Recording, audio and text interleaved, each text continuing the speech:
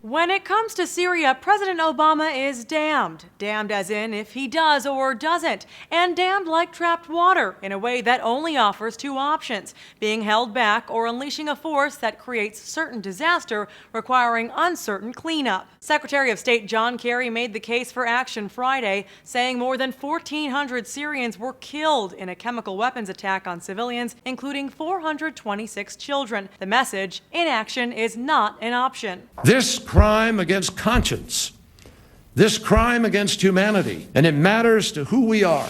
My friends, it matters here if nothing is done. It grows clearer each day the UN won't back military action by the U.S., with Syria's allies, Russia and China, sure to block any such endorsement. And Thursday, what once seemed like a certainty became an absolutely not when the UK's parliament voted down military intervention in Syria by 13 votes. British media painted it as a huge blow for Prime Minister David Cameron. It is a big political humiliation for David Cameron. He's got no political backing for that. He's been defeated, and it calls into question, I think, his judgment on this issue. Is this a preview of what's to come for Obama? Caught in a political trap after drawing a line he seemingly can't cross at the right time. A red line for us is we start seeing a whole bunch of chemical weapons moving around or being utilized.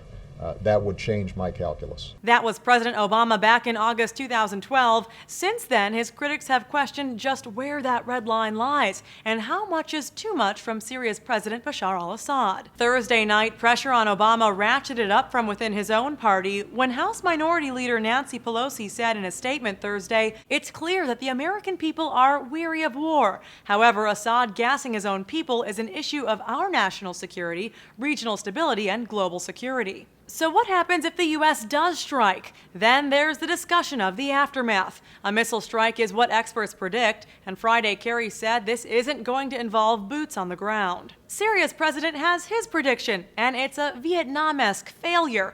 Just tough talk? Maybe, but this comes from the guy who's still in power during a 2.5-year-long civil war. In comparison, Egypt has seen 3 presidents through 2 revolutions during roughly the same time period. President Obama gave a brief press conference Friday indicating he hasn't yet made an official decision on whether to strike, but that the White House is considering limited, narrow action. For Newsy, I'm Candace Aviles, multiple sources, a broader view.